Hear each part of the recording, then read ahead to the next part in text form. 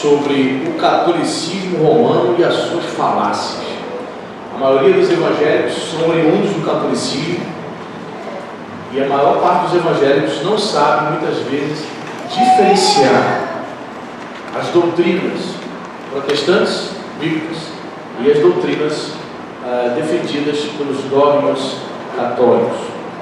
Muitos de nós não sabemos como evangelizar um parente católico que vai à missa. Muitas vezes convidamos ele, vamos à nossa igreja, e ele fala assim, não, eu já tenho Jesus, já vou na minha igreja, já tenho Jesus no coração. Eles já estão cortos, já sabem, você não sabe mais o que falar. Talvez muitos crentes já digam assim, mas aquelas imagens, não sei o que, mas assim, não, eu não adoro imagem, eu venero. Aquelas imagens são como um retrato de um parente meu. Você não tem um retrato de um parente falecido teu? É tu. Tem. Aí muitas vezes ficamos assim, como dar resposta, nós não sabemos abordar e refutar biblicamente as suas heresias. E para você que não acompanhou ou perdeu alguma mensagem, nós estamos postando, né? Já foi postado já a quarta mensagem já no canal. E vai postando 5, parte 5, parte 6. Então hoje é a nona parte, penúltima. Semana que vem a gente vai fechar essa série de 10 mensagens, refutando biblicamente todas as doutrinas romanas, ok? Talvez você em algum momento tenha conversado com algum católico e ele possa ter dito assim para você, olha, a igreja católica é a verdadeira, tanto é que na sua Bíblia tem faltado alguns livros. Você já conversou com algum católico e disse, a tua Bíblia tem menos livros, a minha tem mais alguns livros. Quantos já sabem disso? Que a Bíblia católica tem mais 7 livros lá no Antigo Testamento. Pois é, esses livros são chamados, nós evangélicos chamamos de apócrifos. São livros obscuros, ou livros escuros, ou secretos. No ano de 1546, a Igreja Católica, o Concílio de Trento, realizado lá na Itália, foi um concílio organizado como uma resposta ao grande crescimento do protestantismo, por causa da reforma protestante da época de Lutero.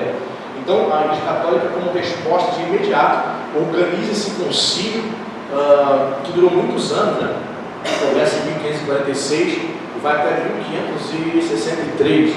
Então eles acrescentaram, dentre muitas coisas nesse concílio que eles trataram. Você tem uma ideia, por exemplo, nesse concílio de Trento, o concílio da Contra-Reforma, eles, por exemplo, oficializaram a origem dos jesuítas. A ordem jesuíta nasce na Contra-Reforma, 1546, para você ter uma ideia.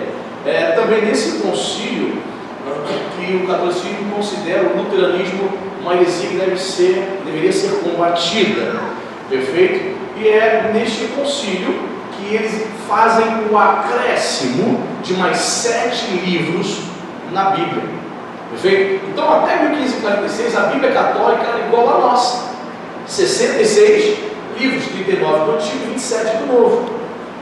Então em 1546 eles acrescentam. Como é que eles chegaram a essa conclusão que precisavam acrescentar 7 livros? E quais são esses 7 livros, pastor? Tem uma lista aqui, ó. Primeiro livro, Judite, Tobias, Sabedoria de Salomão, Eclesiástico, não Eclesiastes, Eclesiástico, é um livro muito semelhante ao Eclesiástico, ao Eclesiastes, aliás. Primeiro livro, Baruque, primeiro Macabeus, segundo Macabeus. 7 livros que tem no contexto ali livros históricos e livros sapienciais no sentido de poesia hebraica, perfeito? Eram 7 livros que foram escritos por judeus ali no primeiro e segundo século antes de Cristo, que muitos católicos liam para efeito de conhecimento, eram muito estimados, tanto por judeus quanto por católicos, até chegar um momento em que naquele concílio ficou determinado que estes livros deveriam ser enxertados na Bíblia. Então a Bíblia católica tem 66 mais 7, então tem quantos livros? 73 livros. Por isso que a Bíblia católica, eu a Bíblia católica em casa, ela é uma lata, parece ter um tijolo, um bloco de tijolo, muito grossa, porque ainda tem esses livros que tem muito conteúdo. Algumas coisas nós precisamos saber. Pastor, tudo bem, ok, mas por que nós evangélicos não temos? A Bíblia evangélica não Tem. Em primeiro lugar, são livros que não são considerados, repita comigo, inspirados pelo Espírito Santo. Inspirados. Não há uma confirmação, não há um testemunho dos 66 livros em relação aos livros apócrifos. Segundo lugar, eles não foram considerados como escritura pelos autores do Novo Testamento. João, Mateus, Marcos, Lucas, Paulo não cita esses livros apócrifos nos quais a Igreja Católica introduziu nas Escrituras. Terceiro lugar, contém, se você quer saber, dentro desses 7 livros contém ensinamentos incoerentes com o restante dos 66 livros. Quando você pega os 66 livros da Bíblia, há uma harmonia nos ensinamentos. Cada livro vai se complementar. Quando você pega esses 7 livros apócrifos, eles têm e possuem ensinamentos que batem de frente com os 66 livros. Por exemplo, essa ideia de oração pelos mortos, de orar pelos mortos, os capítulos que retiram do livro histórico segundo Macabeus. Porque tem uma passagem lá que um judeu ele faz uma oração para aqueles que haviam morrido. Então a Igreja Católica, para dar legitimidade à doutrina da oração para os mortos, missas do sétimo dia, eles recorrem ao livro apócrifo, porque os livros canônicos que nós temos não dão base para essa heresia de orar para os mortos, de fazer missa e coisa e tal. Então, como é que a gente faz então, pastor? A detalhe, que tem 7 livros, ainda tem mais alguns acréscimos. Se você for para uma Bíblia católica, você vai perceber que no livro de Daniel, no livro de Esther, possui acréscimos, certo? Mais acréscimos, mais textos. O livro de Daniel e de Esther, na Bíblia católica, é maior do que o livro de Esther e Daniel na nossa. Possui acréscimos, perfeito? Outro detalhe também, Jesus em nenhum momento, guarda isso no seu coração, em nenhum momento Jesus cita estes 7 livros apócrifos. Não há o aval do Senhor Jesus. Jesus cita Isaías, cita tantos textos, cita Salmos, mas em nenhum momento ele cita qualquer um desses 7 livros apócrifos. Amém? Relembrando o que significa apócrifo? Espúrio, obscuro, secreto. Em outras palavras, os 7 livros apócrifos não são inspirados pelo Espírito Santo. E qual é o problema, pastor? De eu ter uma Bíblia com 7 livros, um acréscimo. Outra coisa também, os católicos praticantes não gostam quando nós evangélicos dizemos que os livros deles são apócrifos. Não, pastor? Não. Eles acham que nós estamos desdenhando deles. Eles chamam, os teólogos católicos, chamam os livros apócrifos de deuterocanônicos. Qual o significado da palavra, pastor? Deuterocanônico. A palavra deutero vem do grego, significa segundo, ou seja, canônicos, segundo livro canônico, ou seja, uma segunda leva de livros canônicos, na visão deles, que foram enxertados na Bíblia. Amém? Então, se você ler um livro de teologia editado pela editora Paulus, que é uma editora católica, que publica, engraçado isso, né? As editoras católicas publicam autores de teologia protestantes. Quem sabia disso? Sabia disso? Sabe disso, Fábio? Interessante, né? Você já viu alguma editora evangélica, uma CPAD da vida, uma editora Vida, publicar algum livro de algum padre? Nem eu, e nunca vai fazer. Não vai. Interessante isso. Os católicos, eles entendem que é possível dialogar. Uma espécie de ecumenismo. Vou publicar livro de protestante. Entendeu? Não é só para vender, não. Há um outro contexto por trás. Ok? Então, tem problemas sim. Muitos problemas, no qual eu quero agora citar um texto bíblico para nós refutarmos essa atitude que a Igreja Católica tomou há quase 500 anos atrás. Ok? Apocalipse capítulo 22. Vamos lá para a palavra de Deus.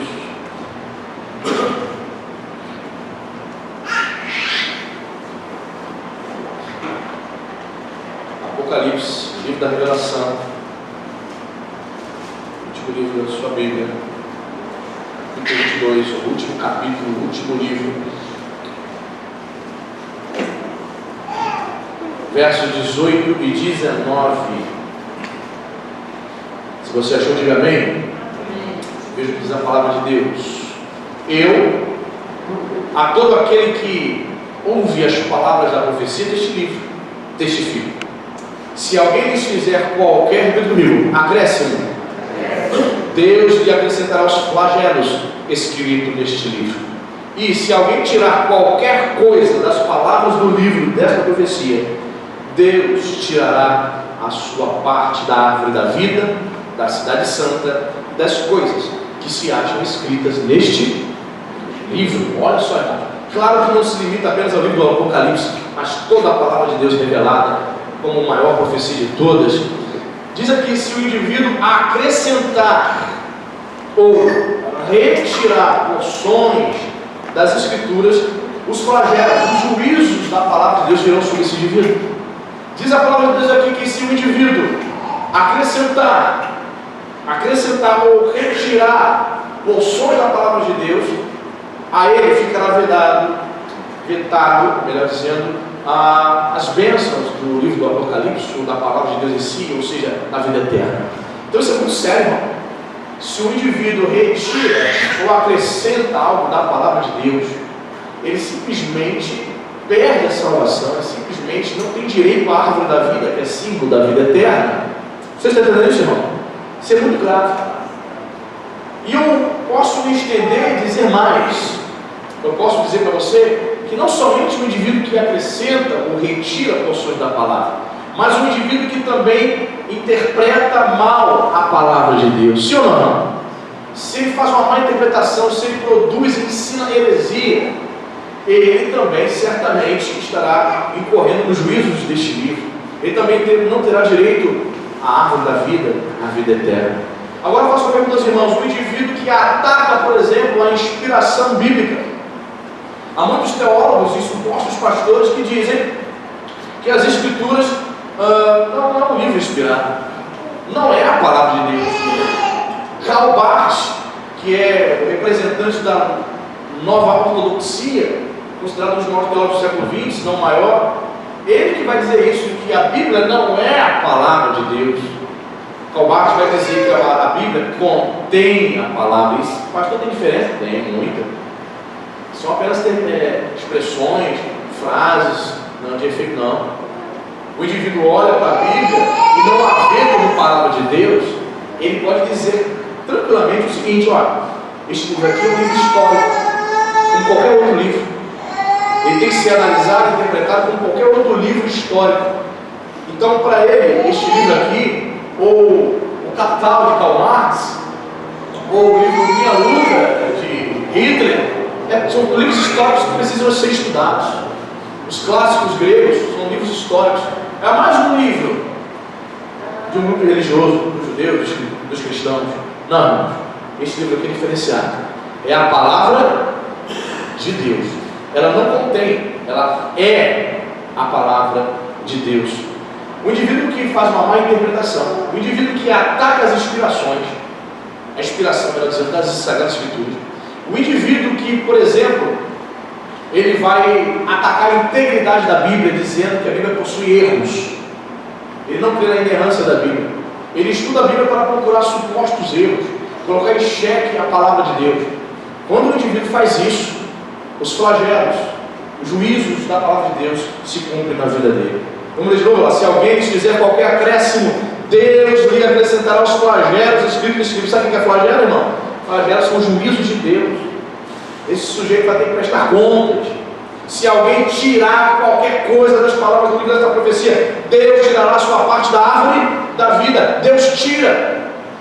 Se ele tinha algum direito, Deus vai tirar, porque ele interpreta, porque ele acrescenta, interpreta mal a palavra de Deus, ensina, traz falsos ensinamentos, e isso não agrada ao Espírito de Deus. Isso é contrário ao espírito cristão. Amém, queridos? Então, se o indivíduo ataca a inspiração integrada da Bíblia, isso pode comprometer a salvação dessas pessoas. Veja bem, quando o camarada começa, sobe no púlpito e começa a trazer falsos ensinamentos, ele compromete a salvação dele e dos seus ouvintes.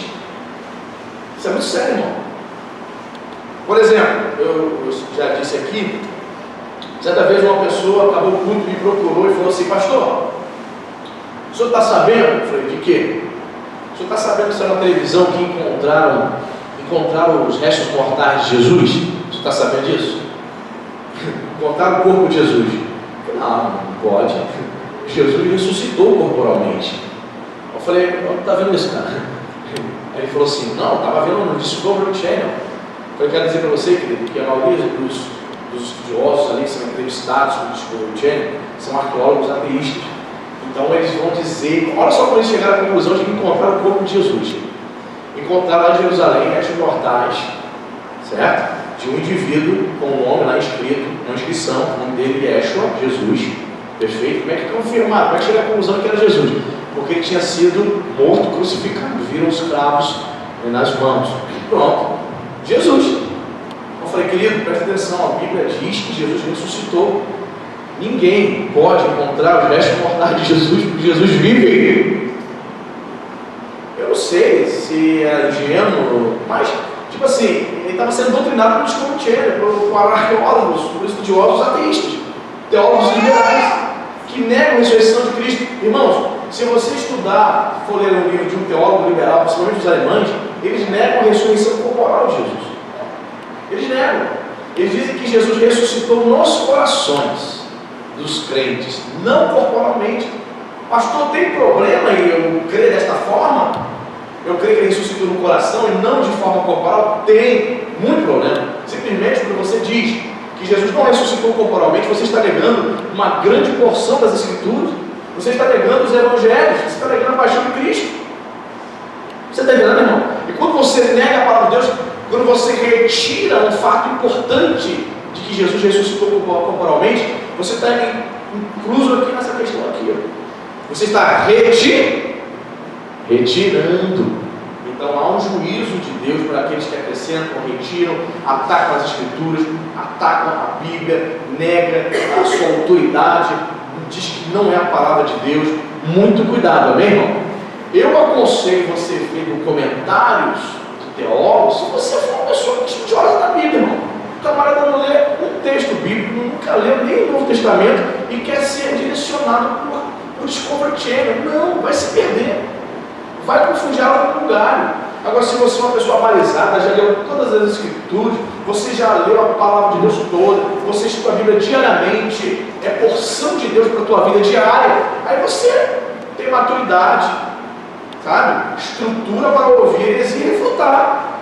Mas você não conhece nada da palavra de Deus, você não tem um conhecimento, você pode sim ser confundido por esses indivíduos. Então, muito cuidado. Qualquer dúvida, pergunte o Diácono Jorge que dá aula, pergunte o Fábio, o Diácono Fábio que dá aula, me pergunta a Diaconisa Paula que ministra em módulo, pergunte qualquer dúvida.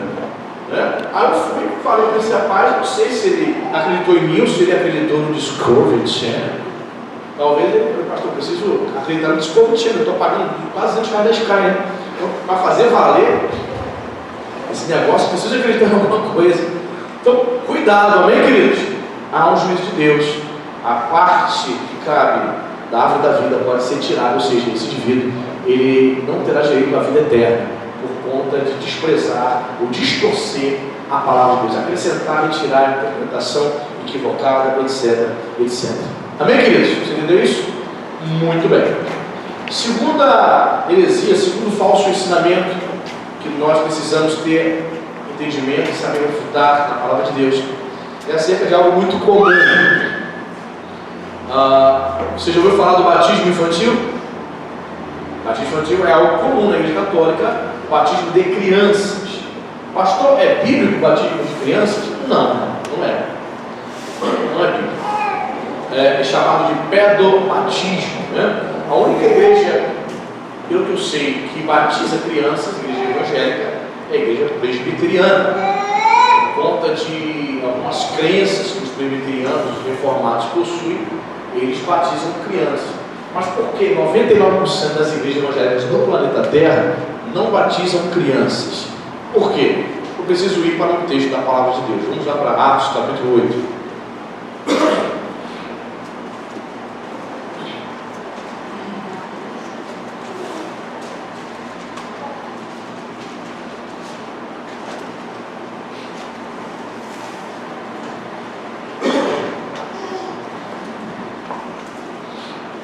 Atos 8, verso 36.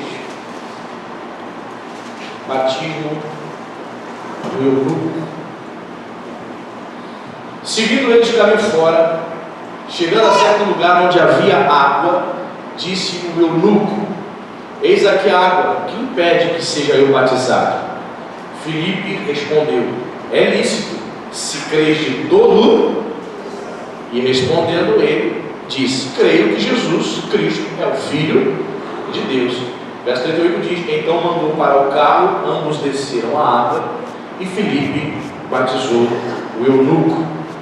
Você percebe aqui por esse texto que para o indivíduo se batizar é necessário alguns requisitos. E o próprio texto aqui nos dá claramente qual é o requisito. É necessário que o indivíduo creia, acredite, creia que Jesus é o Filho de Deus, creia que Jesus é o Messias, creia que Jesus realizou uma obra expiatória na cruz do Calvário para salvar esse indivíduo. Primeiro requisito: se você crê de todo o coração, se você acredita no que Jesus fez por você, você precisa se batizar. Então, por que nós não batizamos crianças, nós evangélicos? Você tem que dizer para o católico que é porque é necessário, existe um requisito para o indivíduo ser batizado. Ele precisa crer, ele precisa ter consciência de que é um pecador, ele precisa arrepender-se de seus pecados para descer as águas. Um bebê não tem essa consciência. Uma criança não tem ainda o entendimento, uma idade de maturidade para ter essa compreensão de que ele é pecador, de que necessita arrepender-se dos seus pecados. Então, o batismo nas águas é um ritual cristão no qual identifica ali o indivíduo, uma confissão pública, embora aqui esse batismo, a única testemunha foi o próprio Filipe, porque foi no deserto, apenas os dois ali no deserto, mas obviamente aqui tínhamos, espiritualmente falando, como testemunho o Espírito de Cristo, perfeito? Mas geralmente batizamos as pessoas na igreja, no culto, é uma testemunha, uma confissão pública de que o indivíduo se arrependeu dos seus pecados, de que ele quer ser um discípulo de Jesus, de que ele quer seguir Jesus. Portanto, nós refutamos o pedobatismo, o batismo infantil. Certamente a irmã e o irmão já devem ter sido convidados, mesmo sendo evangélico, um país católico, diz assim: e aí, vai ser o padrinho, vai ser a madrinha do meu filho? Aí você meio sem jeito, porque você não é mais católico, aí você fica assim com medo de desagradar o parente. Às vezes você é cristão, você vai lá, dá um aval, ratificar, concordar com uma heresia. Com jeitinho, com muito carinho, diga que não. Você fala assim: eu não creio, meu querido, olha só, que seja necessário batizar crianças. Crianças são apresentadas, são consagradas, não batizadas, elas não podem receber as águas. No caso, o batismo das águas do católico é por aspersão, não é nem por imersão. Então você, com muito carinho, você vai ensinar isso para ele. Porque quando você vai no batismo, você aceita, você sendo evangélico, conhecendo a verdade, você aceita, você está dando um aval. E nós fomos chamados para mostrar e revelar a verdade para essas pessoas. É como se você estivesse confirmando, testificando uma heresia, um falso ensinamento, um falso entendimento deles. Você indo para ser padrinho. É interessante que o conceito de padrinho e madrinha é algo legal, muito importante até, porque o conceito original diz o seguinte: você vai ser padrinho do meu filho e madrinha do meu filho, caso o pai ou a mãe venha a falecer, você assume o lugar. Esse é o sentido, tá? Original. De pai, de mãe, madrinha, padrinho. O sentido original.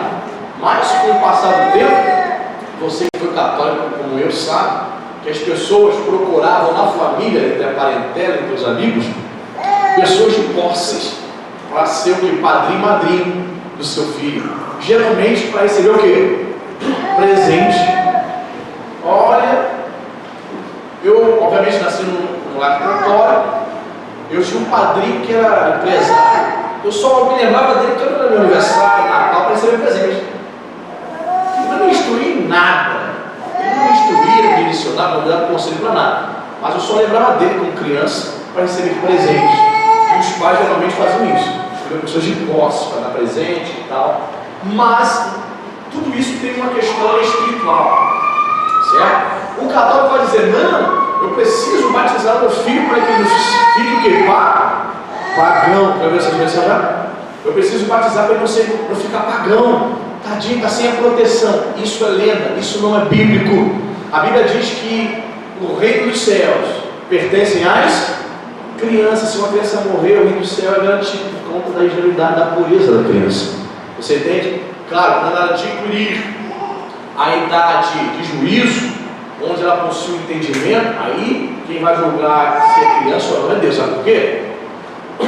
Por exemplo, geralmente as igrejas batizam crianças com 15 anos de idade, geralmente. Mas há casos que a gente batiza com 14, 13, a gente vê uma maturidade, vê que realmente a criança é de Deus. Tem crianças comprometidas com o reino, de fato, a gente batiza.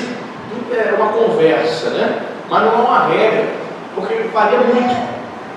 Por isso que na Bíblia não está escrito, batiza crianças a partir de 15 anos de idade. Então não vai ver. A partir dos 10 anos de idade.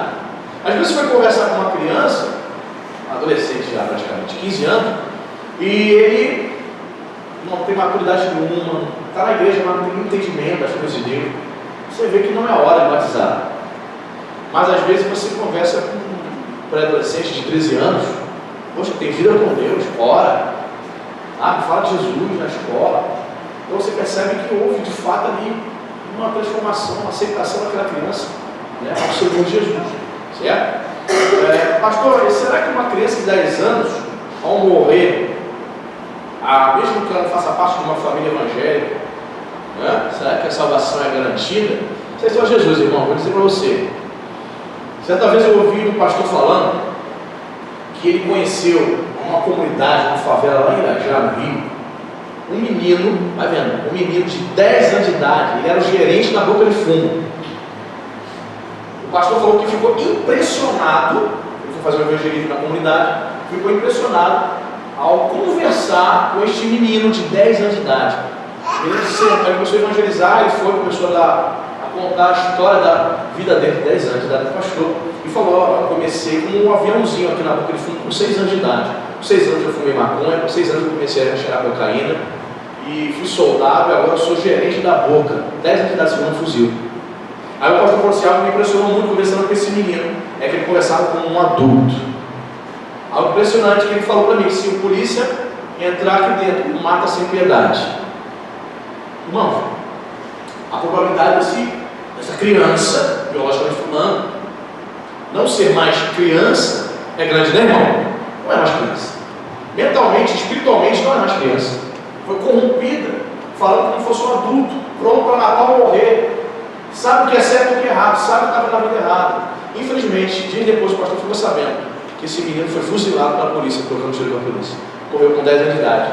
Já tinha no currículo a gerência de uma boca de fumo. Entendeu? Então, existem crianças criança.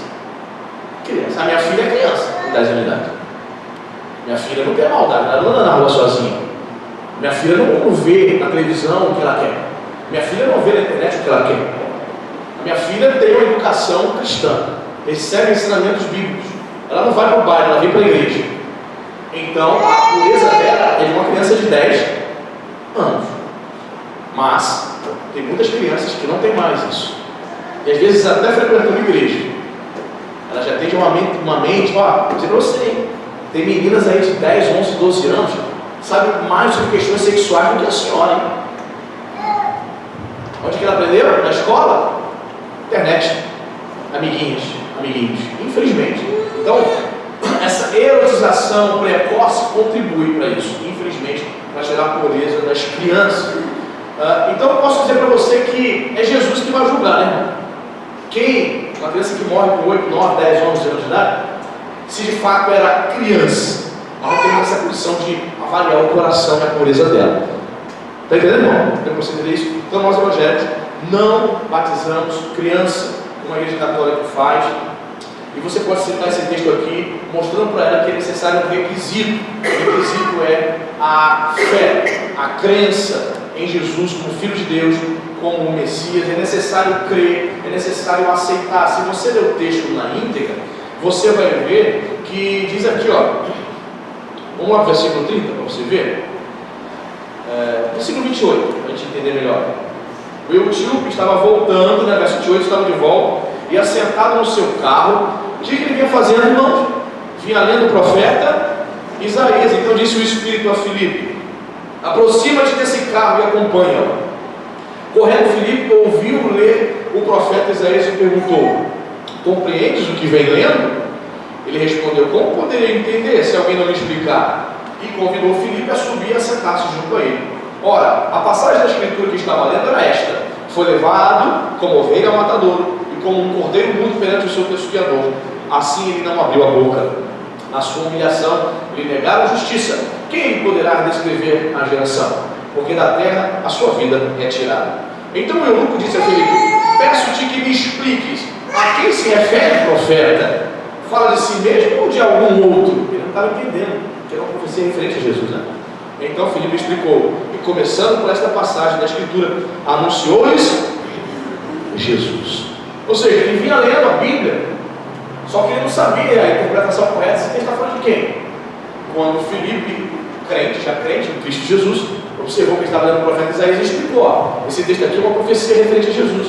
Você precisa crer nele. Ele explica, ele ensina. Esta é a função do intérprete, esta é a função do pregador: ler o texto e explicar, ensinar. Foi isso que Filipe fez para ele. Ele começa a ensinar. Ok, depois de ensinar tudo, de dizer que Jesus é o Salvador, que Jesus morreu na cruz por ele, que é necessário servir a Jesus, então ele fala: ok, olha só que conversão rápida. Mas, nós ver, irmãos, foi uma conversão ali quase que instantânea, né? Mas se você perceber, ele já estava com sede de Deus, sim ou não? O eunuco já vinha lendo a Bíblia. Irmãos, eu não nasci num lar evangélico, minha mãe até hoje não é crente. Mas você acredita que eu, com 11 anos de idade, vinha na minha cabeça assim, ler a Bíblia, sozinho. Eu começava a ler com 11 anos de idade, nenhuma influência evangélica dentro de casa, mamãe, papai, ninguém crente. Eu começava a ler a Bíblia sozinho. Eu vinha lendo, a minha alma já tinha fome e sede de Deus, mas eu não tinha entendimento, eu era criança. De modo que eu, com 11 anos, quando o testemunho de Jeová batia na minha porta, ele começava a falar ali, aparentemente, do reino de Deus, né? De uma forma distorcida, só que eu não tinha entendimento. Aí eu dava confiança para ele, ficava ali 2, 3 horas falando de religião. Eu já demonstrava esse interesse com 11 anos de idade. A minha alma estava com sede. A alma do eunuco já tinha sede das coisas de Deus, porque ele já vinha lendo. Ele só não entendia a que se referia essa profecia. E Deus envia, né, irmão? Que legal, né? Quando a gente está com sede de Deus, Deus envia pessoas para explicar a Bíblia, né, irmão? Deus envia Filipe, explica para ele e fala: ok, é isso. Eu preciso crer. O que me impede agora de ser batizado? Nada, desce, vamos embora. E alguns estudiosos acreditam que na região onde eles estavam passando, haviam ali fontes, pequenas fontes, e eles desceram as águas ali mesmo. E segundo Irineu, que foi um pai da igreja que viveu no segundo século, Irineu conta, a tradição da igreja conta, que ele volta para a Etiópia. Ele era um eunuco etíope, possivelmente ele era negro. Ele volta para a Etiópia e torna-se um grande missionário entre o seu povo. Quem diz isso é Irineu, pai da igreja que viveu no segundo século. Olha que interessante. Ele volta para a terra dele, cheio de Deus, e começa a anunciar Jesus, começa a pregar a palavra de Deus. Amém, irmão? Interessante. Então nós vemos aqui o requisito: é necessário crer, é necessário confiar em Jesus e tomar a atitude de se batizar. Ou seja, ele tinha consciência do que estava fazendo. Amém, igreja? Então percebemos aqui por esse texto que é necessário você ter esse entendimento, se arrepender e ter o entendimento de buscar o Senhor para poder se batizar. Se a pessoa não tiver esse entendimento, é bom que a pessoa não passe pelas águas batismais. Amém, querido? Graças a Deus. Terceira heresia que os católicos ensinam e que é tema polêmico. Você já ouviu falar sobre a doutrina da transubstanciação? Dogma da transubstanciação? O que é isso, pastor? Ano 1215 aparece pela primeira vez o ensinamento do dogma da transubstanciação. A transubstanciação é a crença, né, irmãos, que os católicos têm, de que no momento da missa, aquele momento ali, a hóstia e o vinho literalmente se transformam no corpo e no sangue de Jesus. A palavra transubstanciação é a conjunção de duas palavras latinas, que vem da palavra trans, que significa além, e substância, substante, latim, se traduz por substância, além da substância, e significa a mudança da substância do corpo e do sangue de Jesus no ato da consagração. Então, segundo a crença católica, o sacerdote, o padre, consagra aqueles elementos e eles, de forma mágica, literalmente se transformaria no corpo e no sangue. Por isso, na ótica católica, toda missa é um novo sacrifício de Jesus. E algumas semanas passadas nós ensinamos para você que o autor da Epístola aos Hebreus diz que Jesus já se ofereceu de uma vez por todas. Jesus já morreu uma vez. A cada culto nós não sacrificamos Jesus, ele já ofereceu uma vez por todas. Não há novo sacrifício a cada culto. Então, a cada missa, na visão católica, Jesus estaria sendo o quê? Sacrificado novamente. E isso é uma heresia. Isso é chamado de doutrina da transubstanciação. É grande a frase, né? Doutrina da transubstanciação. É uma heresia, ok? Eles chamam de dogma isso. Pastor, o que é um dogma? O senhor até hoje não falou. Vou falar agora. O que é um dogma? Eles não falam de doutrina, eles falam dogma. Então, uma definição aqui de dogma. Um dogma seria um ponto fundamental de uma doutrina apresentada como certa e indiscutível, inquestionável. Certo? Quando você fala assim, o dogma da Virgem Imaculada Conceição, o dogma da infalibilidade papal, que o Papa não erra, é um dogma, ninguém pode questionar isso. É uma doutrina colocada como certa e inquestionável. Não adianta você apresentar a Bíblia que não vão aceitar, é indiscutível. Então, fica complicado, né, irmão? Um dogma é algo que você não pode dialogar, discutir, mostrar na Bíblia e não aceita. É um dogma, é uma lei religiosa, perfeito? Os irmãos luteranos, vai vendo isso, eles têm uma doutrina, uma crença, e são protestantes, sim ou não? Os luteranos, seguidores de Lutero, a reforma protestante começa com Lutero, perfeito? Mas os luteranos têm uma doutrina diferente da nossa em relação à ceia. Os luteranos, eles creem na doutrina da consubstanciação. Caramba, pastor, mais uma palavra difícil. Vai anotando aí, mano. Vai anotando aí, você pesquisa mais em casa. O que seria consubstanciação? Para o luterano, que é protestante, eles dizem que no momento da ceia o corpo e o sangue se encontram presentes, sim, no elemento, com os elementos e sob o elemento. Olha o que o luterano crê. Está a mesa aqui da ceia, está o pão, estão os cálices, o vinho, perfeito? No nosso caso, vinho de suco de uva, certo? E segundo a doutrina luterana, que são protestantes, eles acreditam que Jesus está presente com o pão e com o vinho e sob eles. Essa doutrina é chamada de consubstanciação.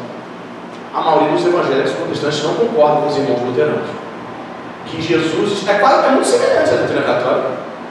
A diferença é que os católicos acreditam que os elementos, o pão e o vinho, no caso a hóstia, se transforma naquele momento, como um passe de mágica, se transforma literalmente no corpo e no sangue.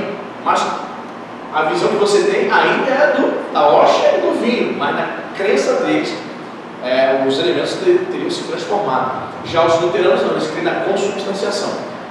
O corpo e o sangue de Jesus estão com aqueles elementos que estão sobre a mesa, com e sob. Perfeito? É um equívoco também essa doutrina. A maioria dos evangélicos entendem que o corpo ali, representado pelo pão, e o sangue de Jesus, representado pelo suco de uva, é um simbolismo. Perfeito? Quando Jesus diz assim, isto é o meu corpo, apresentado, dado por vós, Jesus está dizendo que ele está se oferecendo, que ele iria, no caso ali, se oferecer como sacrifício para morrer por nós. Perfeito? Ele não está dizendo que literalmente o pão era o corpo dele. Porque se você interpretar desta forma, você está violando uma lei da interpretação bíblica, da hermenêutica. Você vai ter que ir para outros textos onde Jesus diz assim, eu sou a videira verdadeira. Você vai ter que interpretar o que? Literalmente. Quando Jesus diz assim, eu sou a porta, então você teria que interpretar também, literalmente, quando você olhasse para uma porta e dizer que Jesus aqui, Jesus não é uma porta de madeira, não, é Jesus. Jesus disse, eu sou a.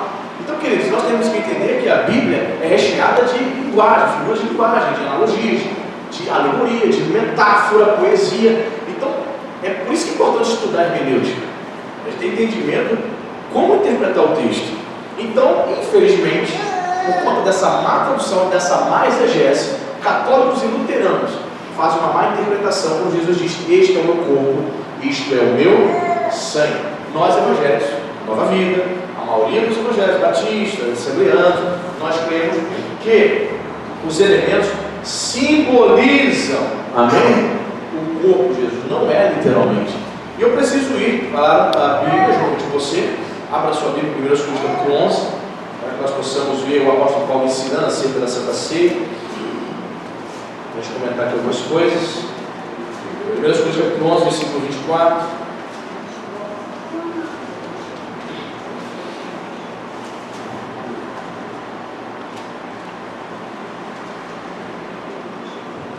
Coríntios capítulo 11, verso 24. Você achou?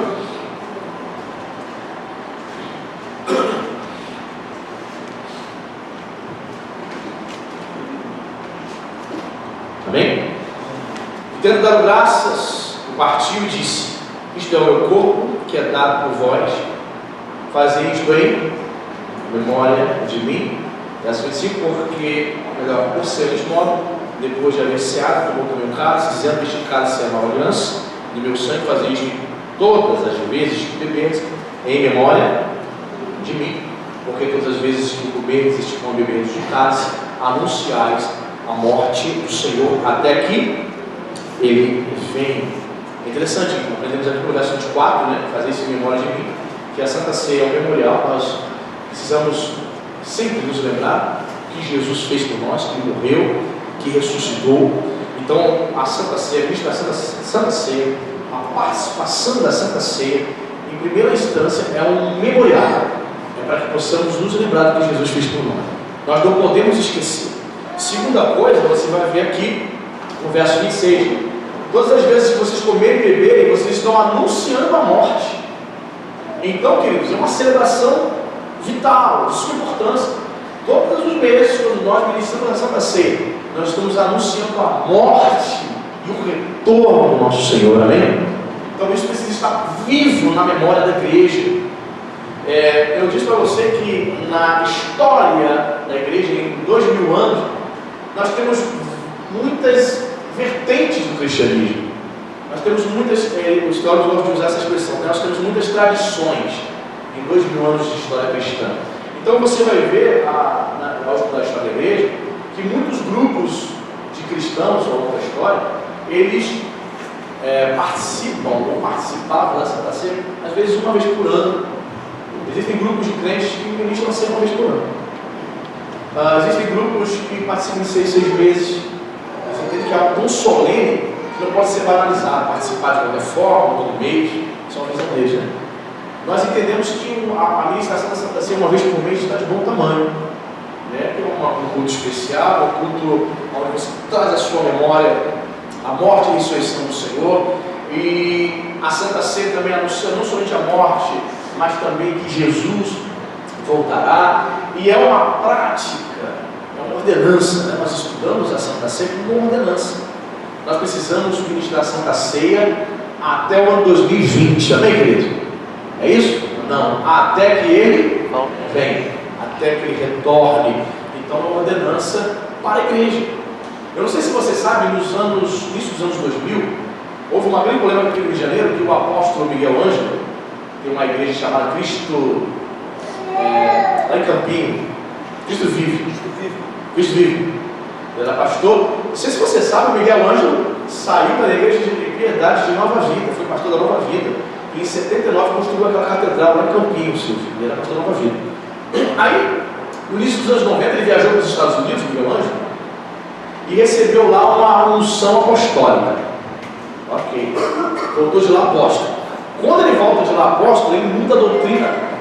Muitas doutrinas das quais ele cria. Por exemplo, ele começa a pregar a doutrina da eleição, da destinação, radical, de maneira intensa, chata até. E ele chega um período, no início dos anos 2000, que ele proíbe, começa a ensinar a igreja dele, irmãos. A igreja dele, desde 1979, já formada. E chega mais ou menos assim, no ano 2012 aproximadamente, ele proíbe a administração da Santa Ceia na igreja, irmãos. Que polêmica. Não somente a Santa Ceia, ele proíbe o batismo na água, nas águas. Ele diz que não é necessário mais batizar ninguém nas águas.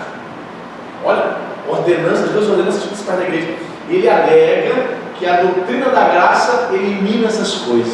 Irmão, Eu lembro muito bem que eu ouvi o debate na Rádio 93 FM, né? Que ela copia a melodia no mesmo horário, só que tem debate também lá. E ele ia para o debate, e ele era questionado, o pessoal ligava ao vivo, que história é essa? Que história é essa? Está ensinando, dizendo que não precisa mais participar da ceia. Esse texto contraria essa posição dele, né? Participar, nós devemos participar da Santa Ceia até que ele venha. Né? E ele tinha cancelado isso. Crentes da igreja dele estavam confusos, ligavam para a rádio, dizendo: o que é isso? O pastor está dizendo que não precisa mais batizar nas águas, ninguém, pessoas cheias do mundão precisa batizar, e também não é mais necessária a ministração da Santa Ceia. Então isso é perigoso, irmão. Existem alguns caras doidos na internet dizendo que a administração da Santa Ceia é uma doutrina pagã. Isso é mentira. Estão nos documentos neotestamentários aqui, a administração da Santa Ceia, você está vendo, os evangelhos, Epístola Paulina, no Didaquê, que é um documento do primeiro século, que retrata, que fala sobre a igreja cristã, a vida da igreja cristã no dia a dia. Então eles confirmam a administração da Santa Ceia. Então negar isso é um absurdo, ok? Então é o diabo, né? O diabo nunca está satisfeito, se ele está atacando as doutrinas cristãs, a doutrina da palavra de Deus, tenta negar até mesmo a administração da Santa Ceia. Por que tenta negar, irmão? Porque é uma ordenança do próprio Senhor Jesus. O diabo tenta negar tudo aquilo que Jesus manda você fazer. Você vai olhar? Tudo aquilo que Jesus manda ele fazer, o diabo diz: não, não é bem assim não. Não é assim não. Mas aí aqui, ó, vamos de novo, versículo 26. Porque todas as vezes que começas este pão e beberes o cálice, anunciais a morte do Senhor até que ele venha. A morte de Jesus precisa ser anunciada através do discurso, através da pregação do Evangelho e através da ministração da Santa Ceia. Amém, irmão? Você tem para você entender bem isso? A diferença entre a maioria dos evangélicos em relação ao que a Igreja Católica entende, né? Eles não chamam de Santa Ceia, eles chamam de Eucaristia, ações de graças. Vamos participar da Eucaristia, e no caso, o fiel católico só recebe nesse momento a hóstia, ele não bebe do vinho, somente o padre que bebe. Aí existem outros fatores aí, históricos aí, que é outra coisa longa, uma razão pela qual eles não servem vinho para os fiéis.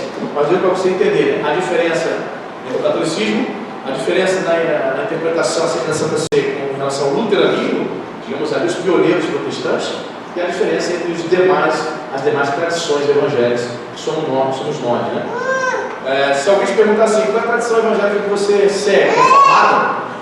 Hoje o termo reformado está bem complicado. Somos reformados? Sim. Mas hoje na internet o pessoal entende que reformado é todo aquele que crê na doutrina da eleição, da predestinação, portanto presbiteriano. Então você tem que perguntar: em que sentido você entende por reformado? Então você tem que conversar com a pessoa e perguntar: em que sentido? Reformado no sentido de que eu creio na doutrina da predestinação da eleição, calvinista, ou não? Ou reformado pelo fato de eu pertencer a uma vertente protestante? Sou filho da reforma. Ok? Se alguém te perguntar qual é a sua tradição, você pode dizer: a minha tradição é arminiana wesleyana. Porque John Wesley, ele segue Armínio. E a maioria dos brasileiros, das igrejas brasileiras, seguem a teologia wesleyana arminiana. A Igreja Nova Vida oficialmente é arminiana, para você que não sabe. Amém? Nós cremos não na doutrina da dupla predestinação de Calvino, de que Deus escolhe uns para ir para o inferno, já no ventre da sua mãe, e outros para ir para o céu. Nós não cremos dessa forma. O indivíduo que ousou discordar de Calvino foi Jacó Arminio, o teólogo holandês do século XVII. Ele pagou caro, tá? Foi expulso da Alemanha, foi proibido de pregar. Os discípulos de Armínio foram perseguidos ferreamente. Estuda um pouco sobre esse período da história da igreja, que você vai ficar assim, chocado com a perseguição que os calvinistas realizaram sobre os arminianos, principalmente na Europa ali, Alemanha, Holanda, principalmente. Amém, meu irmão? Ok? Quarta e última heresia. Se você perceber, se você é uma pessoa que procura estudar a palavra de Deus, analisar essas questões das religiões, você vai perceber que a Igreja Católica ela ensina uma salvação não baseada na justificação pela fé, como os protestantes, não. Para o católico, na prática, talvez se você conversar com um teólogo católico, ele negue. Mas na prática, a Igreja Católica ensina a salvação mediante as boas obras. Pastor, mas não é não, pastor? Não. Você não pratica as boas obras para ser salvo. Mas se você é salvo, você pratica as boas? Paulo é o contrário. A Igreja Católica inverte. Eles praticam as boas obras para ser salvo. Eles não praticam as boas obras porque são salvos. Há diferença. Então, querido, nós precisamos ir para a Bíblia para entender isso. Vamos entender isso? Qual texto a gente pode usar para negar essa doutrina de boas obras? Eu sou salvo porque eu pratico as boas obras. Faço caridade, levo bolsa de compra para o mendigo, levo bolsa de compra para não falar nada, então isso me garante salvação. Não. Tito 3,5, vamos ver para a Bíblia. Tito, cooperador de Paulo. Poderia usar Efésios 2,9, né, meu diácono Fábio? Poderia usar? Poderia, mas vamos ficar com o Tito aqui. Achei interessante Tito. Vamos lá. Tito 2,5. Você achou? Depois de Timóteo. Isso, eu espero você achar. É importante você acompanhar a leitura. Depois, 1º, 2º Timóteo, antes de Hebreus. Tito 3,5. Você achou? Veja o que Paulo diz. Versículo 4 para a gente entender melhor. Quando, porém, se manifestou a benignidade de Deus, nosso Salvador, e o seu amor para com todos, não por obras de justiça, 3,5, não por obras de justiça praticadas por nós, certo? Mas, segundo a sua misericórdia, Ele nos salvou mediante o lavar regenerador e renovador do Espírito. Paulo está dizendo aqui de forma bem clara para nós que a salvação não é meritória, a salvação é pela misericórdia, mediante o lavar regenerador, ou seja, mediante ao toque transformador do Espírito Santo de Deus, mediante o novo nascimento. Perfeito? O católico vai ensinar que a salvação é conquistada através de boas obras. Não, nós somos salvos no primeiro instante, no primeiro momento, está escrito aí, pela misericórdia. Nós não merecemos. Não é porque você fez boa obra, não é porque você ajudou o mendigo, não é porque você deu bolsa de compra no orfanato. Você não merece a salvação não se compra. Amém? Então ele diz que você conquista a salvação pela misericórdia. Você não merecia nada, nós não merecemos nada, alcançamos por misericórdia. Você não pode fazer nada para obter a salvação, você não pode comprar a salvação. E ele vai dizer, por misericórdia, mediante. Como foi o processo desta salvação? Por obras? Não. Mediante o lavar regenerador. E esse lavar regenerador tem nada a ver com o batismo das águas, hein? Não confunda. O batismo das águas também não lhe garante a salvação. Mas se você aceitou Jesus como Salvador, você é um salvo, você também vai querer se batizar nas águas. Você está entendendo isso? Não? Mas não é garantia de salvação. Se você se batizar nas águas, o seguinte pensamento: estou me batizando nas águas porque essas águas batismais possuem um poder miraculoso. Eu acredito que as águas batismais me purificam literalmente. Você está equivocado. Isso é uma percepção equivocada que infelizmente muitos cristãos acreditam, que você pode purificar os seus pecados descendo as águas batismais. Não. As águas batismais não possuem nenhum elemento purificador, nenhum elemento mágico. Quem purifica o seu pecado, quem proporciona um novo nascimento na sua vida, é o Espírito Santo de Deus. É uma transformação interna. Amém? É uma obra interna, é uma obra espiritual, realizada pelo Espírito de Deus. Você não consegue ver isso. Acontece. Tem um momento da sua vida que você tem essa experiência. Por exemplo, você é crente, você está aqui hoje. Você é crente, você é pessoa de Deus. Você retrocede no tempo. Qual foi o momento em que eu realmente tive a experiência do novo nascimento? Talvez para alguns aqui, a experiência do lavar regenerador, que foi o novo nascimento, tenha se dado até mesmo antes do batismo nas águas. Há pessoas que o novo nascimento, e cada pessoa, cada no caso, há pessoas que o novo nascimento se deu depois do batismo nas águas. Vou contar aqui o exemplo aqui da Cíntia, minha esposa. Ela começou a frequentar a igreja novinha, 14 anos, né, Cíntia? 14 anos de idade. Sabe por que a Cíntia começou a frequentar a igreja? Ela não contou para você, não? A mãe dela foi diagnosticada com um câncer, um tumor do seio, tumor maligno, como ela diz. Então, na essência dela, pela teologia popular, eu vou entrar para a igreja, porque minha mãe vai ser curada. Foi buscar a cura dela, obviamente orava para a mãe dela ser curada, mas ela acreditava, tipo assim, se eu me lançar, se eu começar a buscar Deus, se eu me batizar nas águas, minha mãe vai ser curada. E a pessoa frequentava, não ensinava, não tinha entendimento. Então ela se batizou nas águas, porque ouviu o pastor falando, você precisa se batizar nas águas, mas sem entendimento nenhum.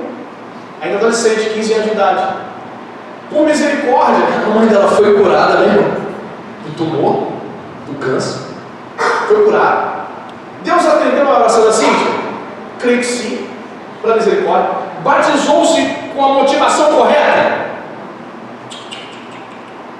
Mas depois, ela teve uma experiência com Deus, talvez meses depois, um ano depois, com 16 anos, a experiência do novo nascimento. Ela permaneceu fiel a Jesus por outra motivação, pela motivação de ter tido encontro com o Senhor, começou a conhecer a palavra de Deus e começou a amar Jesus.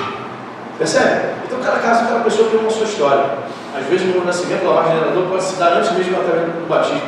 E tem pessoas que se converteram de verdade, nasceram de Deus, mas elas estão numa igreja, por exemplo, que só vai batizar ela, como aqui, por exemplo, depois que ela fizer um módulo, 3 meses depois. Ela já nasceu de novo. Só que ela vai se batizar desses águas 3 meses depois.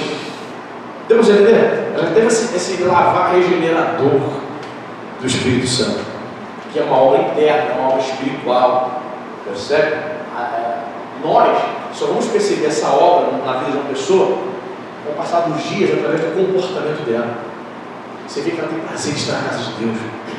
Você vê que ela fica contando os dias, os minutos para chegar domingo, para estar na casa do Senhor, porque durante a semana ela estava fazendo faculdade, ela estava fazendo curso, trabalhando, ela não pôde estar na casa do Senhor.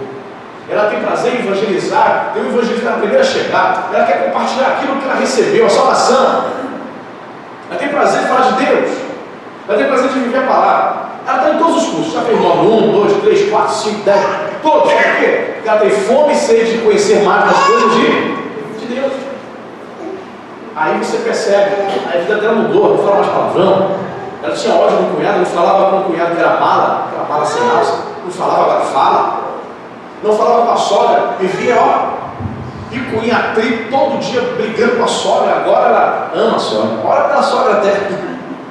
Sabe por quê? Porque ela experimentou o novo nascimento, lavar, regenerador e renovador do Espírito Santo.